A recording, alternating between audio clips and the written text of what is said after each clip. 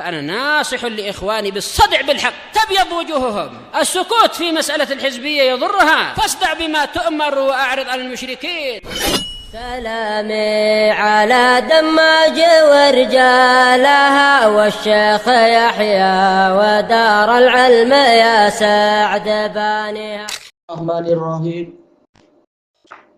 Qala al-Imam Al-Wadi'i rahimahullahu ta'ala, Al-Babur Rabi', bab yang keempat, Fadlu da'wati ilal ilmin nafi', keutamaan mengajak manusia menuju kepada ilmu yang bermanfaat.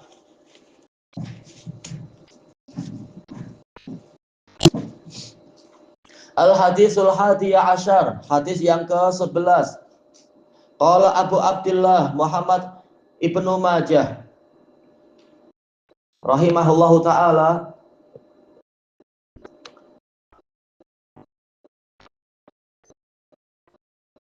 beliau namanya adalah Muhammad bin Yazid Al-Qazwini. Beliau Abu Abdullah. Iya, Muhammad bin Yazid.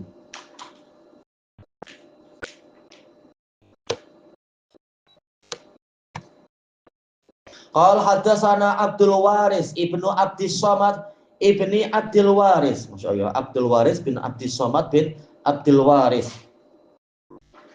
Dan beliau ini, beliau kunyahnya adalah Abu Ubaidah Al-Ambari Al-Basri Saduq. Tidak sampai siqah, beliau saduq. Dan itu yang dirajihkan oleh Al-Hafidz Ibnu Hajar di dalam Taqrib. Para mutaqaddimin mengatakan saduq atau la ba'sa bih, yaitu kalau Abu Hatim Ar-Razi mengatakan saduq, kalau Nasa'i mengatakan la ba'sa bih, maka Al-Hafidz memberikan kesimpulan saduq. Tapi boleh jadi sebagian ulama mengatakan siqah dari sisi apa? Ulama sekarang, bukan ulama mutaqaddimin. Anak tak mendapatkan yang mutaqaddimin mengatakan terang-terang mengatakan siqah, wallahu alam. Tapi boleh jadi ulama sekarang mengatakan siqah tak masalah. Kenapa? Karena beliau punya riwayat di dalam Sahih Muslim, riwayat yang mu'tamadah, sehingga baik sangka bahwasanya berarti Imam Muslim mensiqahkan. Boleh saja, tak masalah itu. Tayyib. Qal an abihi, dari ayahnya. Ayahnya ini adalah guru dari Imam Ahmad, yaitu Abdus Samad ibnu Abdul Warith ibni Sa'id Abu Sahel. Tayyib. Al-Ambari Al-Basri, ia guru dari Imam Ahmad dan Imam Ishaq. Siqatun yuhti. Adapun kemudian yang berikutnya tertulis di situ Anjadi, dari kakek saya, datuk saya. Lalu ada catatan kaki dari Syekh Mukbil di situ, ziyadatu jaddi min tuhfatil asyraf wa huwa sahih, itu yang benar. Mungkin di sebagian naskah hilang lafaz itu, tetapi Anda dapatkan di naskah yang lain an abihi. Yaitu apa? An abihi qal hadatsani abi, yaitu ada lafaz abi 2 kali istilahnya, dan ini juga benar, tak masalah. Yang keliru adalah kalau betul-betul terhapus setelah an abihi langsung an Ayyub, tentunya ini keliru. Harus ada tambahan satu lagi. Abdul Waris bin Abdul Somad meriwayatkan dari Abdul Somad bin Abdul Waris, tidak langsung ke Ayyub. Kemudian an Ayyub. Ayyub ini ma'ruf ya, sering disebut-sebut dalam kitab sunnah. Ayyub bin Abi Tamimah As-Sakhtiyani rahimahullah. Beliau ini tabi'i, melihat Anas bin Malik.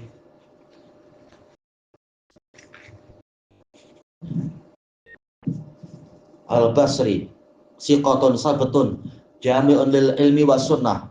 Masya Allah, pujian untuk beliau bagus, menggabungkan antara ilmu dan sunnah. Beliau adalah sayyidul fuqaha, pemimpin para fuqaha di zamannya, termasuk rawi dalam Kutubus Sittah. Afwan.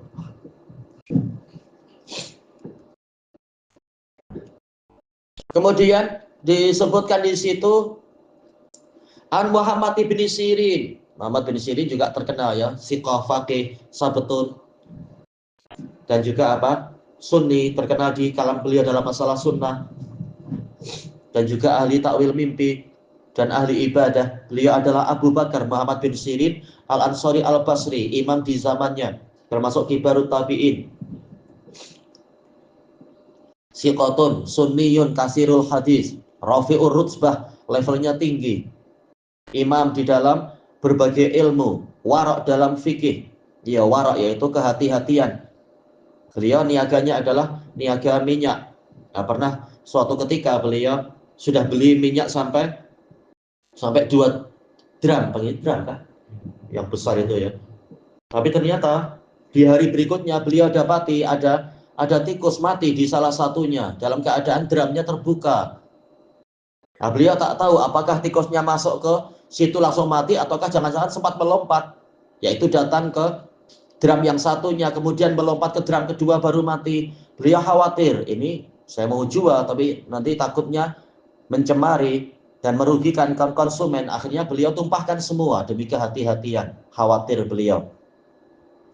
Dan kata para fuqaha, kalau memang minyaknya itu minyak yang cair, maka memang dikhawatirkan begitu buang saja. Tapi kalau minyaknya minyak yang yatajammat, yaitu membeku, maka cukup yang dibuang di bagian yang dekat-dekat dengan tikusnya itu aja, ada tanda-tanda tikus. Yang lainnya insya Allah masih boleh dipakai. Ini ijtihad, masalah ijtihad ya. Adapun barang siapa memilih melihat tak ada tanda apapun untuk dram yang satunya, tidak nampak ada tanda bulu kah atau bau-bau yang aneh, maka boleh dia menilai ini secara dohirnya masih bersih, tak ada apa-apa, boleh, tak masalah. Cuma Muhammad bin Sirin terkenal memang warok, yaitu sangat berhati-hati. Akhirnya beliau terlilit hutang dan masuk penjara karena belum mampu membayar hutang. Ini ujian yang dialami oleh sebagian ulama salaf demi menjaga agama. Dan pandai dalam takwil mimpi, terkenal, cerita banyak sekali tentang ini.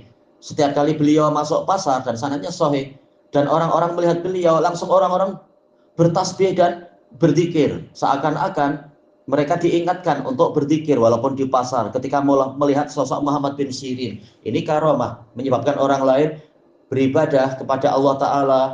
Beliau dapat pahala. Baik. Kemudian yaitu meriwayatkan dari guru beliau an Abi Hurairah radhiyallahu an. Ini telah terulang ya di hadis yang keberapa dulu, nomor 3, tentang Abu Hurairah Abdurrahman bin Sakhar Ad-Dausi Al-Yamani Summal Madani. Apa isi hadisnya?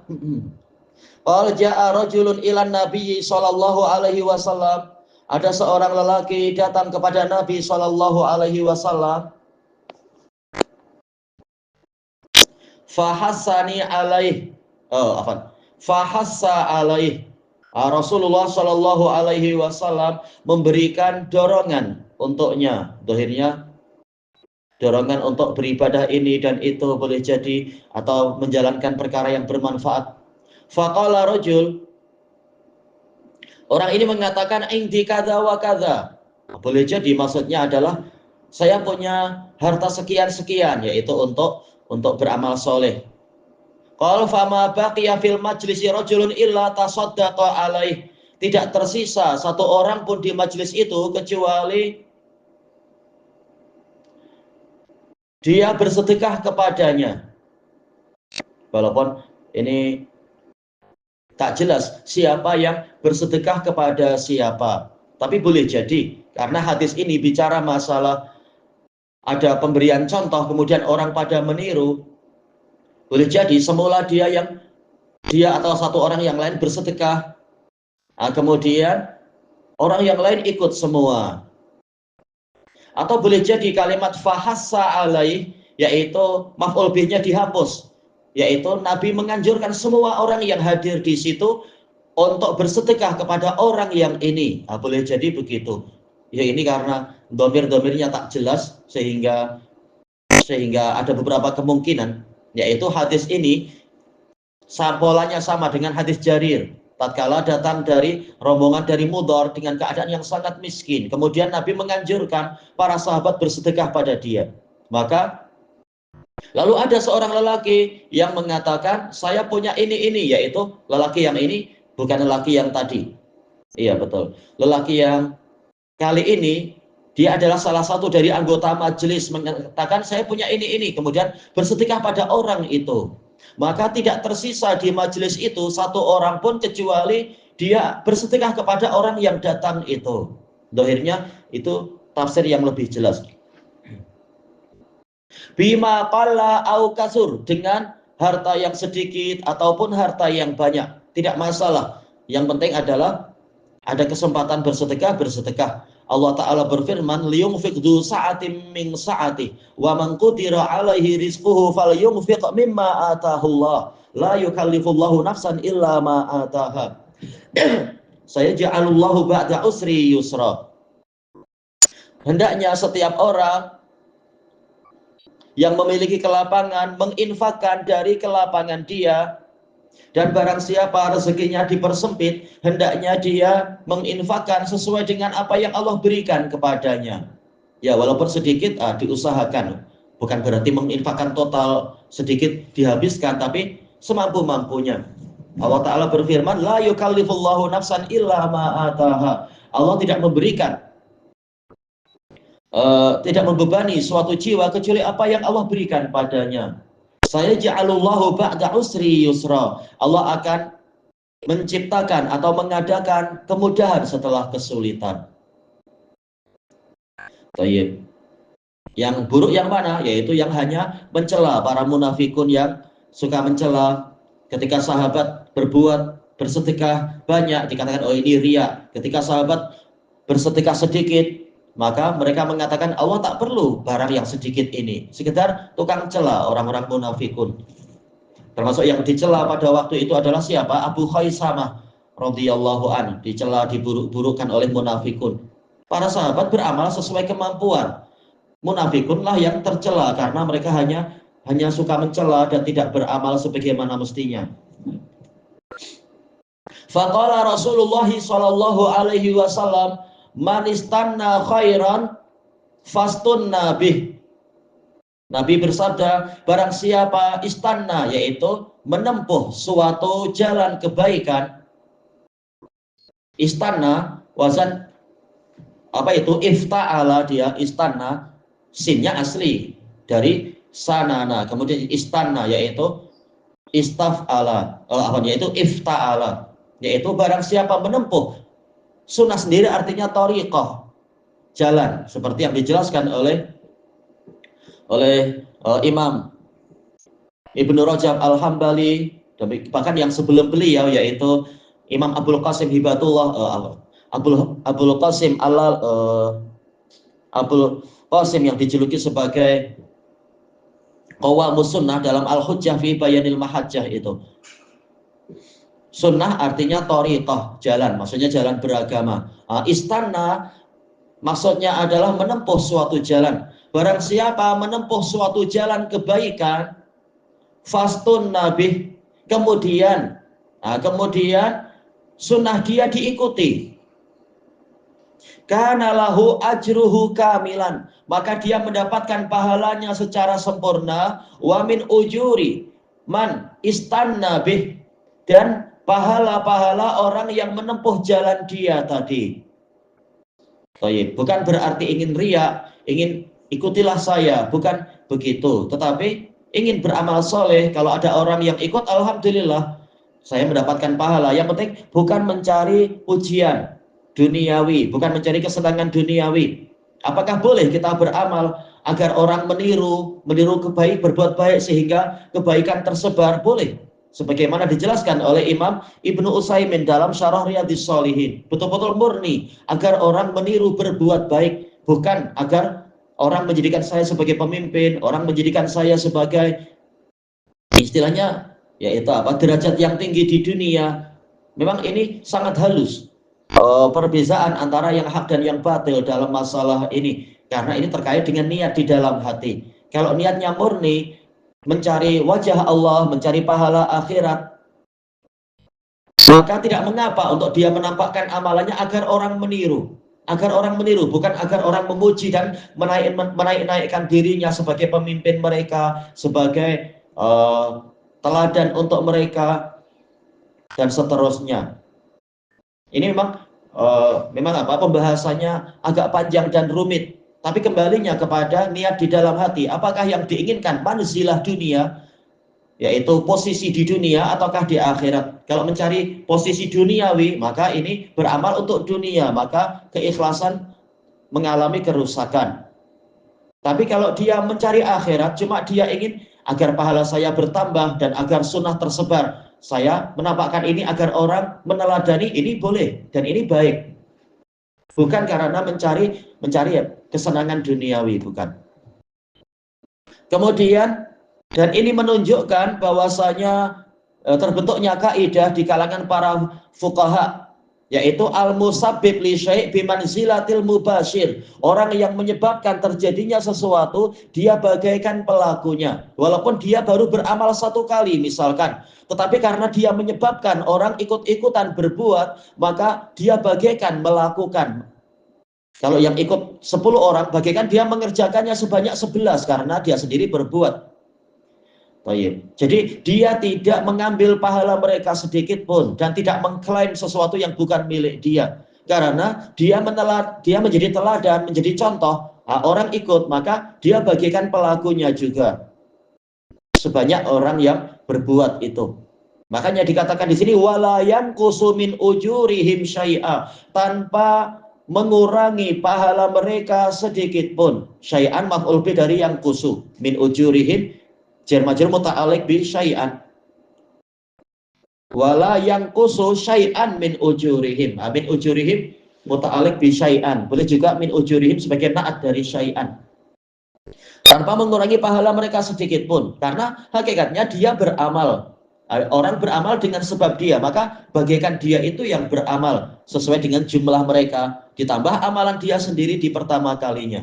Kemudian sebaliknya, wa manistanna sunnatan sayyi'ah, barang siapa menempuh suatu sunnah yang buruk, jalan yang buruk, fastun nabi, kemudian diikuti, fa'alaihi wizruhu kamilan, maka dia memikul dosa dia secara sempurna. Wizr artinya adalah sikol, yaitu beban. Makanya dosa dipanggil wizr karena dia membebani badan kita, membebani pundak kita, membebani tulang belakang kita, dipanggil wizr. Asal dari wizr adalah beban, yaitu dosa.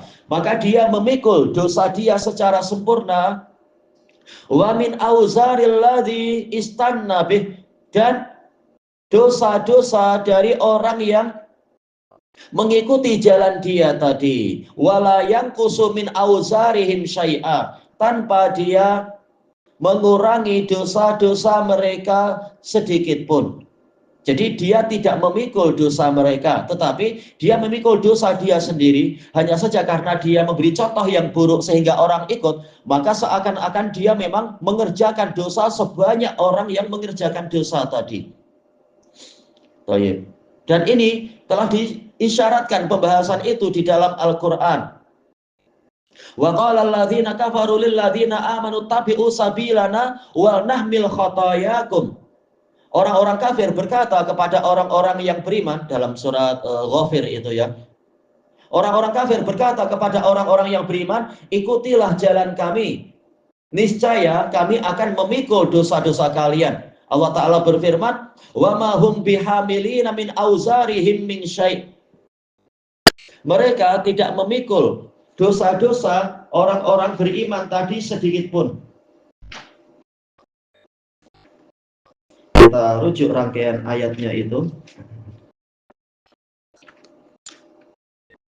Bahkan Allah Ta'ala menyebutkan bahwasanya mereka itu berdusta.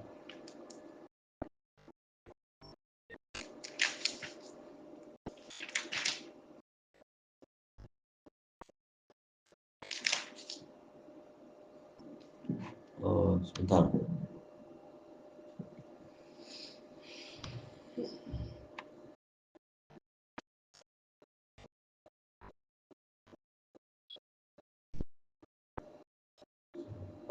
Dalam surat Al-Ankabut, ya Al-Ankabut. Thayyib. Wa qala alladziina kafaru lil ladziina aamanu tabi'u sabilana wal nahmil khatayakum. Dan orang-orang kafir berkata kepada orang-orang yang beriman, ikutilah jalan kami, niscaya kami akan memikul kesalahan-kesalahan kalian. Wa ma hum bihamilina min khatayahum min syai'in innahum lakadzibun. Padahal mereka sama sekali tidak akan memikul kesalahan-kesalahan orang yang beriman sedikit pun. Sesungguhnya mereka itu dusta. Wala yahmilunna asqalahum wa asqalan ma'a asqalihim. Dan mereka benar-benar akan memikul dosa-dosa mereka dan dosa-dosa bersama dengan dosa-dosa mereka lagi. Wala yus'alunna yaumal qiyamati amma kanu yaftarun. Dan pasti mereka akan ditanya pada hari kiamat tentang perkara-perkara yang mereka ada-adakan. Ini menunjukkan ayat yang ke-13 dan ayat yang ke-12 tidak bertentangan. Walaupun sebagian mempertanyakan, katanya tidak memikul sedikit pun. Kenapa? Tahu-tahu memikul dosa mereka dan dosa-dosa yang lain. Bukan karena memikul dosa-dosa orang yang ikut, tetapi mereka memikul dosa-dosa tambahan karena mereka yang memberikan contoh yang buruk. Sementara pengikut juga ikut memikul dosa sendiri-sendiri. Dan juga mereka akan ditanya tentang bid'ah-bid'ah mereka, perkara-perkara yang diada-adakan. Inilah pembahasan dari yang tadi. Dan kelebihan dari hadis ini adalah yaitu membantu menjelaskan kepada kita tentang peristiwa siapa itu? Peristiwa Qabil, kalau betul namanya Qabil, yang membunuh Habil, yang mana dia akan memikul dosa-dosa orang yang membuat yang membunuh orang-orang yang yaitu ikut melakukan perbuatan pembunuhan. Sebagaimana di dalam hadis yang sahih, hadis Abi Hurairah hadis Abi Hurairah atau siapa? Hadis Ibni Mas'ud radhiyallahu an yang diriwayatkan oleh Imam Bukhari dan Muslim. Rasulullah Shallallahu alaihi wasallam bersabda, la tuqtalu nafsun dzulma, tidaklah ada satu jiwa yang terbunuh illa kana ala bani Adam awal, kecuali putra Adam yang pertama juga kiflun min damiha, turut memikul beban dari darah jiwa yang terbunuh tadi. Li'annahu kana awwala man sannal qatl, karena dialah yang pertama kali mensunnahkan pembunuhan. Ada pertanyaan, bukankah dia tidak berniat mensunnahkan, yaitu tidak berniat memberi contoh? Karena kalau hadisnya man sanna sunnatan sayyi'atan, barang siapa membuat contoh, sementara dia tidak berniat membuat contoh, maka telah dijelaskan di dalam hadis yang di hadapan kita ini, riwayat Ibnu Majah, yaitu bukan sekedar sanna tapi istanna. Walaupun dia tidak berniat memberikan contoh, tetapi dia telah menempuh suatu jalan yang mana namanya jalan, yaitu boleh jadi jalan ini akan ditempuh oleh orang-orang yang setelahnya. Maka dia juga ikut memikul dosanya. Sebagaimana yang orang yang walaupun tidak punya niat memberi contoh berbuat kebaikan, tapi tahu-tahu diikuti orang, maka dia juga turut untuk mendapatkan pahalanya. Walaupun dia bukan sanna tapi istana, yaitu sekedar menempuh jalan itu. Tetapi karena kemudian dia diikuti, maka dia ikut mendapatkan bagiannya. Kenapa? Dijelaskan oleh para pensyarah, sama saja dia ada niat atau tidak ada niat, tetapi dialah yang membuka jalan itu, mendatangkan pemudahan. Karena terkadang orang melakukan sesuatu, kalau tidak ada yang memberi contoh, tidak berani. Tapi karena sudah ada yang memberi contoh, dia yang membuka jalannya, maka orang jadi lebih ringan karena sudah ada yang memulainya. Maka dia turut mendapatkan bagiannya, entah bagian kebaikan atau bagian keburukan. Maka di sini Al-Imam Al-Wadi'i rahimahullahu ta'ala, walaupun hadis ini bersifat umum, yaitu amal-amal umum, diantaranya juga sedekah, tetapi masuk di dalamnya adalah ilmu, yaitu barang siapa mengajari orang lain berbuat kebaikan, maka dia akan turut mendapatkan pahalanya. Dan dari hadis ini kita mendapatkan faedah, terkadang ilmu itu tidak dengan cara ucapan, tetapi dengan cara mencontohkan. Sahabat tadi yang pertama kali bersedekah, dia tidak mengucapkan menyuruh orang untuk ikuti saya, caranya begini, begini, begini. Tidak. Tetapi dia bersedekah pada orang lain, kemudian tahu-tahu orang yang banyak ikut-ikutan. Maka ini menjadi ilmu yang bermanfaat. Karena terkadang pengajaran itu dengan lisan, dan terkadang juga pengajaran itu dengan perbuatan. Dan telah dijelaskan oleh sejumlah ulama, diantaranya adalah Asy-Syatibi rahimahullah, di dalam kitab Al-I'tisam, yaitu penunjukan secara fi'il itu lebih kuat daripada penunjukan secara lisan. Terkadang orang diberi ucapan begini-begini, tidak mau berbuat, tapi begitu lihat, oh ini gurunya berbuat, langsung orang meniru. Ini lebih kuat lagi. Kata Imam Al-Wadi'i, hadisun hasan ala syarti Muslim. Ini adalah hadis yang hasan berdasarkan syarat Muslim. Iya, tidak syarat Bukhari. Kenapa? Karena Abdul Waris ibnu Abdus Somad bin Abdul Waris ini rijal Muslim, bukan rijal Bukhari. Kemudian beliau mengatakan wal hadis akhrajahul Imamu Ahmad rahimahullah faqal hadatsana Abdus Somad bih, yaitu si ayah Abdus Somad bin Abdul Waris. Wa huwa bi sanadil Imami Ahmad ala syarti syaikhain. Dan hadis ini dengan sanadnya Imam Ahmad mengikuti syarat Bukhari Muslim. Iya, yaitu Abdus Somad bin Abdul Waris ini adalah rawi dalam Bukhari Muslim, bahkan dalam Kutubus Sittah. Baik. Ilahuna wallahu a'lam. Subhanakallahumma wa bihamdika la ilaha illa anta astaghfiruka wa atubu ilaik. Walhamdulillahirabbil alamin. Jazakumullahu khairan.